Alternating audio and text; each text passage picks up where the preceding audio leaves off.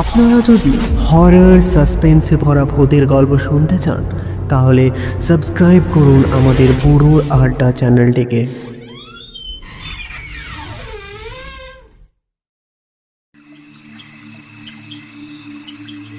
গ্রামের শেষ সীমানায় যেখানে ঘন জঙ্গল শুরু হয়েছে ঠিক সেখানেই ছিল একটা পুরনো কাঠের কুঠির। কুঠিরটি লতা গুল্ম দিয়ে ঘেরা হলেও তাতে এক অদ্ভুত শান্তি ছিল। সেখানে থাকতেন করুণা মাসি। গ্রামের সব ছেলে মেয়ের কাছেই তিনি ছিলেন গল্পের মাসি। প্রতিদিন বিকেলে স্কুল ছুটির পর গ্রামের এক ঝাঁক শিশু দৌড়ে যেতেন সেই কুঠিরে। করুণা মাসি তাদের পিঠে পুরি খাওয়াতেন আর শোনাতেন রাজপুত্র, রাক্ষস আর হারানো গুপ্তধনের গল্প। অয়ন ছিল সেই দলেরই সবচেয়ে প্রিয়। সে শুধু গল্প শুনতো না, সে মাসির একাকিত্ব বুঝতো। মাসি মাঝে মাঝে গল্পের ছলে বলতেন, সবাই তো চলে যাই রে অয়ন, তোরা আমায় ছেড়ে যাবি না তো রে? এক ভোরে গ্রামবাসী দেখল কুঠিরের দরজা খোলা, কিন্তু করুণা মাসি আর নেই। উনুনটা ঠান্ডা পড়ে আছে, চারিদিকের কোনো ধস্তাধস্তির চিহ্ন নেই, শুধু মেঝের ওপর পড়ে আছে একটা ছোট্ট মাটির প্রদীপ। এক সপ্তাহ কেটে গেল, পুলিশ এলো, জঙ্গলে খোঁজা হলো, কিন্তু মাসির কোনো চিহ্ন মেলে না। গ্রামবাসী ধরে নিল বুনো জানোয়ারে মাসিকে তুলে নিয়ে গেছে। কুঠিরটা পরিত্যক্ত হয়ে গেল। নিখোঁজ হওয়ার ঠিক 1 মাস পর রাত তখন গভীর। গ্রামের মানুষ শুনল জঙ্গলের দিক থেকে কার নাকি কান্নার সুর ভেসে আসছে।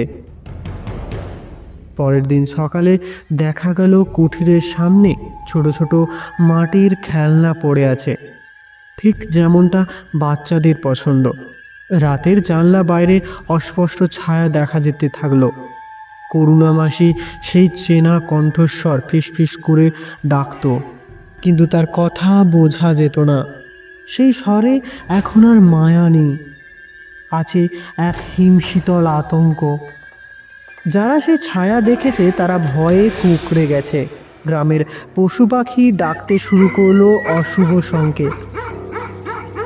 অতি প্রাকৃতিক উপদ্রবের আতঙ্কে একে একে গ্রামবাসী সেই গ্রাম ছাড়তে শুরু করল। গ্রামটা যেন এক ভুতুড়ে জনপদে পরিণত হলো।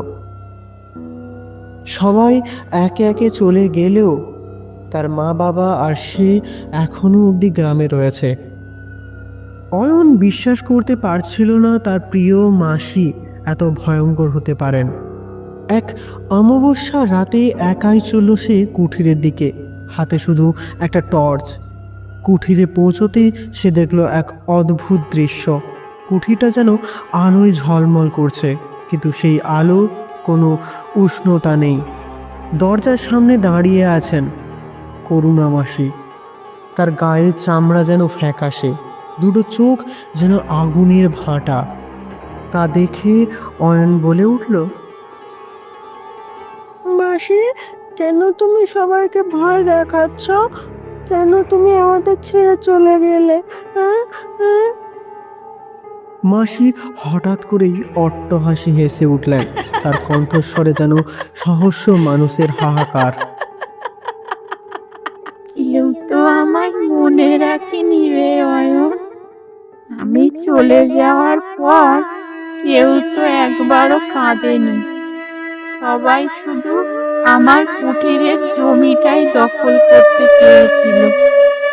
আমি আবার গল্প বলতে চাই, আমি আবার তোদেরই পাশে পেতে চাই। অয়ন ভয় না পেয়ে মাসির হাত ধরল। সে হাত বরফের মতো ঠান্ডা। অয়ন বলল, মাসি, ভয় দেখিয়ে ভালোবাসা পাওয়া যায় না। তুমি তো আমাদের প্রিয় মাসি ছিলে।